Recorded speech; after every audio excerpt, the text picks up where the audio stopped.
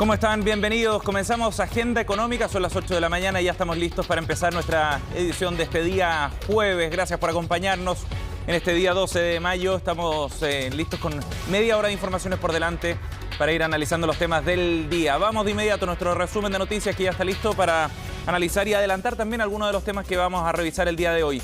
En 30 minutos más, a las 8:30, comienza una reunión muy importante en el Ministerio de Hacienda, donde llegará el Colegio de Contadores y algunos de los representantes de este gremio para solicitar un aplazamiento en la fecha límite para la entrega de la operación renta, para el término de este proceso, que vence hoy precisamente, 12 de mayo. Ya hubo una extensión y ahora lo que busca el Colegio de Contadores es que se aplace en unas 2 semanas más para poder concluir de buena forma este proceso. Acusan una serie de problemas de carácter técnico, de definiciones que ha hecho el Servicio de Impuestos Internos también, y eso es lo que van a tratar de solucionar el día de hoy en medio de críticas que también han escalado hasta el Congreso. Les contaremos más detalles en unos minutos de lo que está pidiendo el Colegio de Contadores en esta materia.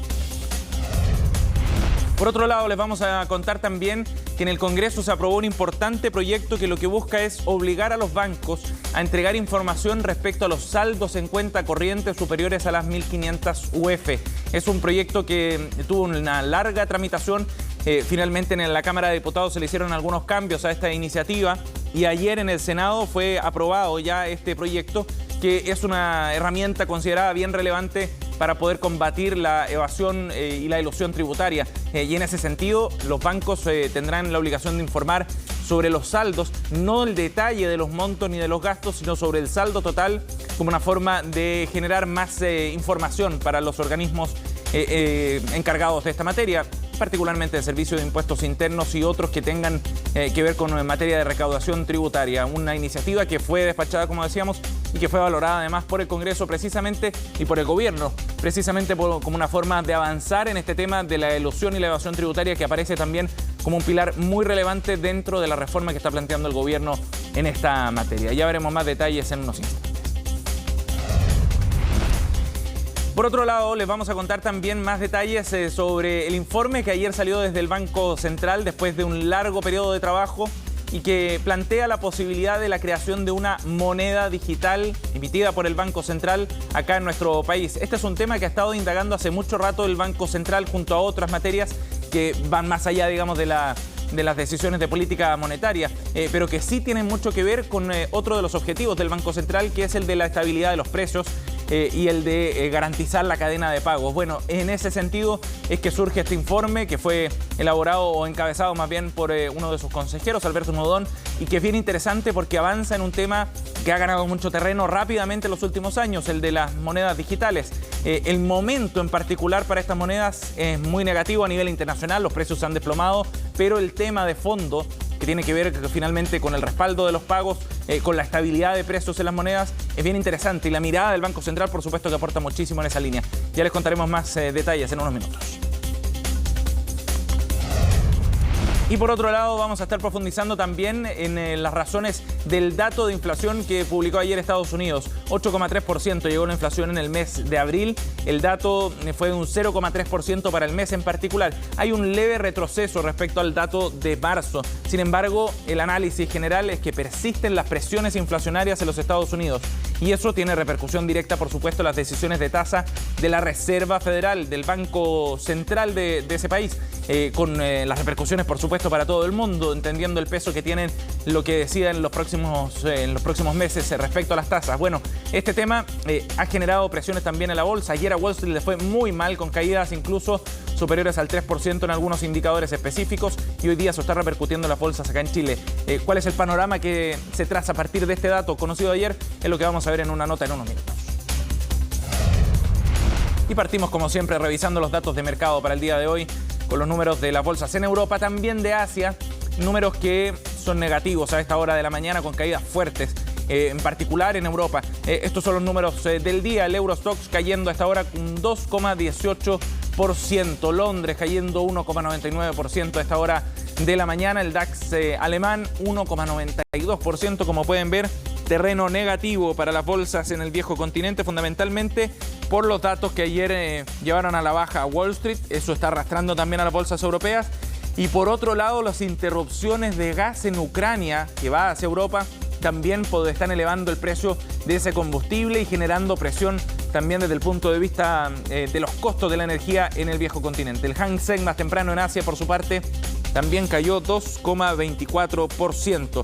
¿Qué pasó ayer en la Bolsa de Comercio de Santiago? Bueno, el indicador selectivo, el IPSA, tuvo también una caída 0,4% para el indicador local, mientras que el dólar cerró en 861 pesos acá en el mercado nacional. Bien, vamos a empezar a revisar entonces algunos de los temas que ya estábamos planteando en nuestros titulares. Y comenzamos con lo que va a ocurrir en unos minutos a las 8:30, como les contábamos. En el Ministerio de Hacienda se va a desarrollar una reunión bien relevante con representantes del Ministerio y el Colegio de Contadores. El gremio está pidiendo derechamente aplazar la operación renta porque consideran que hay una serie de temas que son perjudiciales para este proceso y que están generando problemas importantes en la forma en la que se lleva adelante esta iniciativa. Han surgido varias críticas, problemas con la plataforma, falta de información oportuna por parte del Servicio de Impuestos Internos, algunas incongruencias, dice también, en distintos de los puntos que tienen que declararse en este proceso. Son algunas de las críticas que han planteado desde el gremio, que a nivel nacional se ha movido también para poder ir aplazando esta operación renta 2022. Recordemos que ya hubo una prórroga. Hoy día vence precisamente, este jueves 12 de mayo, vence el plazo para entregar la operación renta 2022.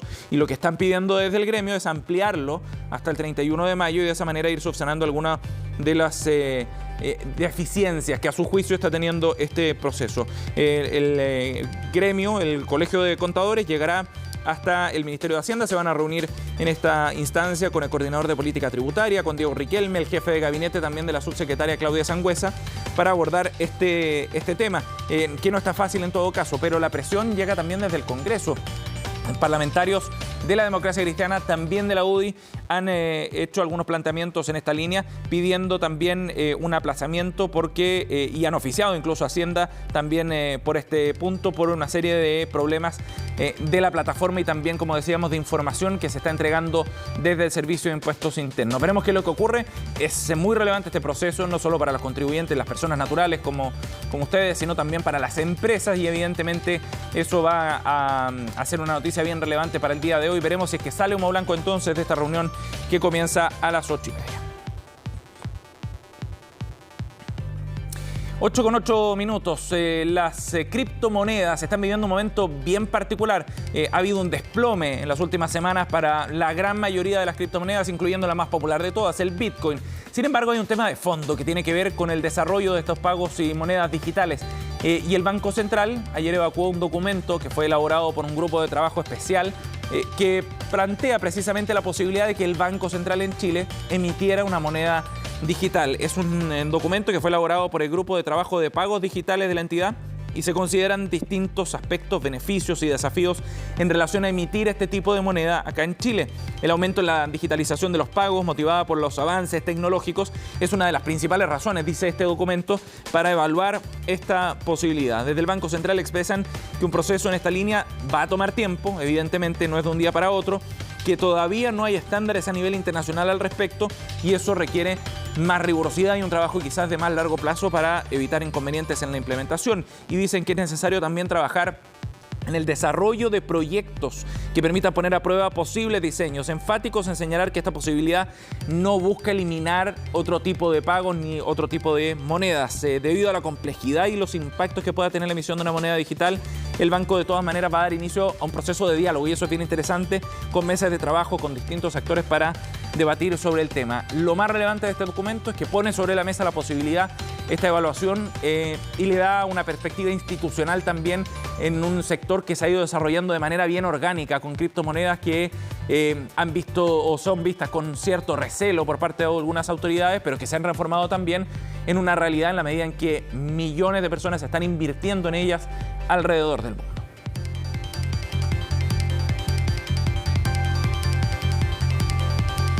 8:10. Había mucho interés por ver el dato de inflación en los Estados Unidos el día de ayer. 8,3% fue la inflación acumulada en 12 meses al mes de abril. Y eso marca cierto quiebre a la baja respecto al mes anterior. Pero de todas maneras persiste la preocupación por esta inflación que se mantiene muy alta, en niveles que no veíamos en 40 años en Estados Unidos, tal como está ocurriendo en otras partes del mundo, incluyendo acá en Chile. Lo más relevante del dato tenía que ver con lo que vaya a ocurrir con la Fed y la decisión de respecto a la toma, a la posibilidad de reducir las tasas o no, o ir aumentándolas en el corto plazo con más fuerza en función de estos datos inflacionarios. Belén Vázquez en la siguiente nota nos va a contar cuál fue el análisis del mercado tras el dato conocido ayer en Estados Unidos. I want every American to know that I'm taking inflation very seriously and it's my top domestic priority. Lo tiene muy claro el presidente y también los ciudadanos. La inflación que aqueja a Estados Unidos es 4 veces mayor a su meta y la tarea por controlarla es urgente. El índice de precios al consumidor subió 0,3% en abril y ya se empina a un 8,3% anual. Si bien es la menor alza mensual desde agosto, sin volátiles, la inflación de todos modos subió a más de 6% a 12 meses. Quizás podemos estar muy cerca del nivel máximo que llegue en el ciclo de inflación, pero lo que está claro es que la persistencia, la dificultad para que regrese a donde estaba antes de la pandemia va a tomar algún tiempo. Algo que no veía Estados Unidos en 40 años. Eso es lo que hay que tener como buen punto de comparación. Y principalmente que vienen por el lado de los costos, más que por el lado de la demanda. La desaceleración de este IPC de todas formas no cambia el escenario inflacionario que vive Estados Unidos, que vio un aumento interanual de 9,4% en los alimentos y de 30% en la energía. Y es que a pesar de que este boletín reportó una baja de 6% en la gasolina, esta nuevamente está registrando alzas. Este miércoles el crudo subió 5,5 puntos y cerró en $105 el barril. La guerra es el factor que está empujando al alza estos dos ítems a nivel mundial. El gas natural se elevó 3% mensual, la electricidad 0,7% y los alimentos 0,9%. Ya habíamos entrado el año, antes de lo de Ucrania, antes de lo de China, con precios altos. Estos últimos eventos los exacerban. La economía norteamericana es súper dependiente en forma externa del precio del crudo, que se ha elevado en un año para ello en torno y a nivel global en torno a un 80%. Los factores estacionales también inciden. En el hemisferio norte se está entrando el verano y solo los pasajes aéreos tuvieron un alza de 18,1% en el mes. A eso vendrán las presiones por la fuerte demanda durante el verano y la escasez de trabajadores. Eso podría generar un poco más de inflación en ciertos rubros específicos, pero no estamos hablando de cifras anualizadas. Estamos viendo un efecto sobre inflación considerable que no está focalizado en un grupo particular de bienes, sino que abarca un set de bienes totales de la economía. A las posibles nuevas alteraciones en la cadena originadas por China y sus restricciones sanitarias, se añaden los precios al productor que se conocen este jueves. De ser muy elevado, generaría más presión inflacionaria y esto a su vez generaría nuevas alzas de tasa por parte de la Fed.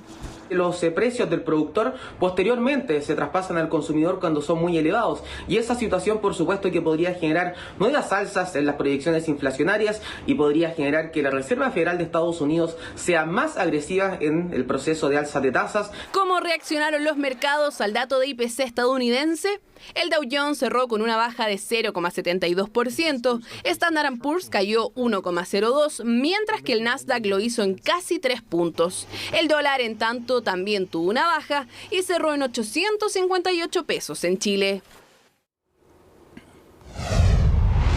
8,14. Vamos a otro tema. Ayer la TAM dio un paso bien importante en su proceso de reorganización financiera. Recordemos que está sometido al capítulo 11 de la ley de quiebras en Estados Unidos y había un punto bien relevante que zanjar con los acreedores locales. Bueno, ayer quedó despejado finalmente porque logró un acuerdo con los bonistas que habían planteado duras críticas respecto al acuerdo que estaba planteando la TAM. Sentían que había un perjuicio importante respecto a aquellos acreedores acá en Chile en comparación con los del exterior. Bueno, finalmente la TAM logró el apoyo y pactó con los acreedores disidentes este plan de reorganización con ciertas condiciones que elevan la recuperación de sus deudas y de esa manera logran un acuerdo satisfactorio para las dos partes. Este convenio, dice la TAM, permitirá cumplir con los objetivos de salir del capítulo 11 en los plazos que están previstos y con una posición más competitiva, es lo que ha dicho la empresa en este hecho esencial que envió a la Comisión para el Mercado Financiero. Fundamentalmente, la aerolínea informa en este documento que el acuerdo resuelve las objeciones que habían planteado Banco Estado como representante de los acreedores locales y las objeciones al plan y otras acciones que habían presentado el Comité Oficial de Acreedores Valistas. Escuchemos qué fue lo que dijeron desde la TAM, refiriéndose precisamente a este paso y que da luz verde ya para seguir adelante con este proceso que le permitiría salir del capítulo 11 en Estados Unidos. Los montos que están acá, nuevamente están, al menos esos aproximadamente 212 millones de dólares, menos sus deducciones, están garantizados por la compañía, independientemente del resultado que consigamos. Y lo que estamos haciendo, obviamente, es que si tenemos por encima de nuestro plan de negocios más de 100 millones de dólares, la compañía está beneficiando a los acreedores con el exceso que reportemos. Por lo tanto, se alinean muy bien los intereses entre el desempeño y el trabajo que estamos haciendo y las perspectivas adelante, y ojalá la mejora de las recuperaciones para los acreedores. 8:16. En el Senado sigue el trámite del salario mínimo. Este proyecto está avanzando y con negociaciones que están en curso en la Comisión de Hacienda y de Trabajo, que están juntas analizando este proyecto presentado por el gobierno, que recordemos busca llevar a 400.000 pesos el salario mínimo a partir de agosto. ¿Cuáles son los puntos que están tensionando la negociación? Bueno, fundamentalmente tiene que ver con el apoyo a las pymes por una parte. Por otro lado, también la posibilidad de negociar esto con un plazo algo más amplio y no solo para este año 2022, un reajuste plurianual. Y por otra parte, hay también dudas desde la oposición respecto al ingreso mínimo garantizado. Son esos los temas que se están analizando por estas horas en el trabajo que están realizando estas dos comisiones en el Senado, con el objetivo de despacharlo pronto. La idea era que quedara zanjado en comisión esta semana y así votarlo la próxima. Escuchemos a algunos de los protagonistas del trabajo de ayer en la negociación, al ministro Mario Marcel y luego al senador de la UDI, Juan Antonio Coloma. Vamos a seguir la discusión en los próximos días con la idea de que la comisión vote el proyecto el lunes, se pueda ver en la sala del Senado el martes y de esa manera podamos tener prontamente un proyecto ya para ser implementado, para que sea ley y los beneficios lleguen a las trabajadoras y trabajadores. Nos parece que es un proyecto que en términos de sus parámetros fundamentales digamos, el Ejecutivo está por mantener esos parámetros, sin perjuicio de discutir otros temas que tienen que ver con la implementación, con la cobertura, con el timing, etcétera, que ya, como ya mencioné. Y el aporte de 22.000 pesos nos parece de verdad muy insuficiente y esperábamos más flexibilidad por parte de la autoridad y del gobierno. Pensábamos que podíamos llegar a un acuerdo. Hasta ahora eso no ha sido posible. Vamos a insistir. Quiero ser gráfico. Nos importan primero los trabajadores de que el ingreso sea lo más consistente posible en momentos de dificultad y particularmente de inflación. Vemos que hay modificaciones del actual ingreso mínimo garantizado que no están bien reflejadas, que nos está pidiendo algo completamente disparatado. Al contrario, siempre hemos tratado que la economía funcione bien. 8:18, nos vamos a dar una pausa y volvemos de inmediato con más de Agenda Económica.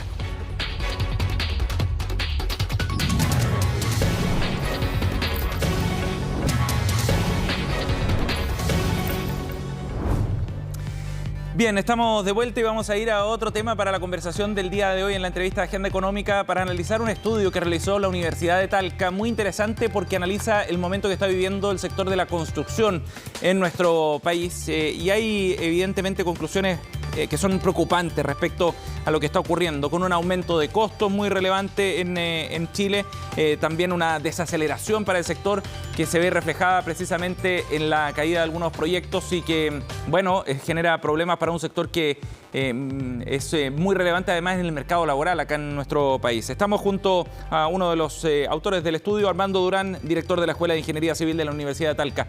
Gracias por estar con nosotros, Armando. Buenos días, Sebastián. Gracias. Bueno, Armando, es bien interesante este estudio porque entra en detalle a analizar cómo está el sector de la construcción, más allá del sector inmobiliario propiamente tal. ¿Cuál es la conclusión principal, Armando, de lo que está ocurriendo hoy día en el sector acá en Chile? Bueno, son varias las preocupaciones. La primera de la incertidumbre.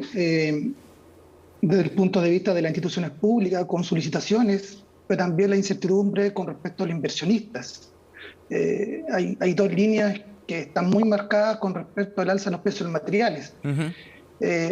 Sin dejar de lado también los fabricantes de los materiales, que son, ¿cierto?, la cadena de producción que más impacta en beneficio directo de este caso de la ciudadanía. Ajá. Desde el punto de vista de los costos, Armando, ¿qué es lo que está ocurriendo con este punto en particular, que es muy sensible para el sector de la construcción? Mira, hay un análisis entre el 2020 y 2021 y entre el 2019 y el 2020, pero si tomamos los 2 años, los precios de los materiales están sobre el 50% en aumento, desde los hormigones premezclados, el material de terminación. En los 2 últimos años ha sido el 3 veces más que lo que indica la inflación. Entonces, no coincide con algunos datos que se muestran en el mercado, digamos. Este rubro, todos conocemos lo que está pasando. No tiene techo. El mayor impacto ha sido aquellas materias primas. Por ejemplo, en el caso de la construcción de edificios, el revestimiento principal que tienen temas de envolvente, que cumple con la aislación térmica, en fin, claro, y un tema de terminaciones.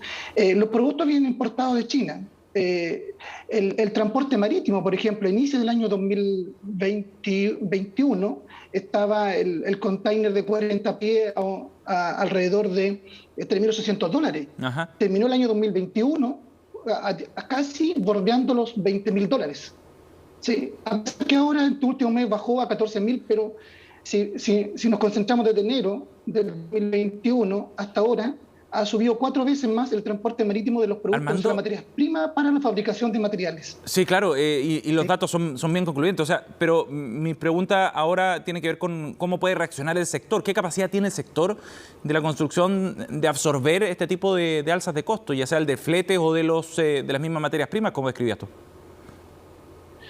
Mira, se absorben de 2 maneras. La primera es que el precio se aumenta el tema de las ventas de la vivienda y el precio lo paga el consumidor, ¿sí? Uh-huh. Pero hay otro problema mayor que se está produciendo, es que las licitaciones públicas, por ejemplo, se están declarando desiertas, ¿sí? Y ahí hay un impacto en la ciudadanía en tema de beneficios, por ejemplo, la no construcción de un CEFAN, la no construcción de una red de agua potable que llevan años esperando, se tienen que postergar.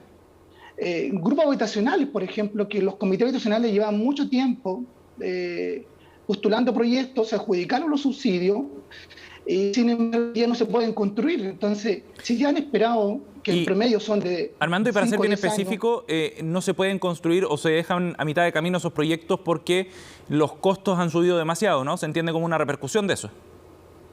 Sí.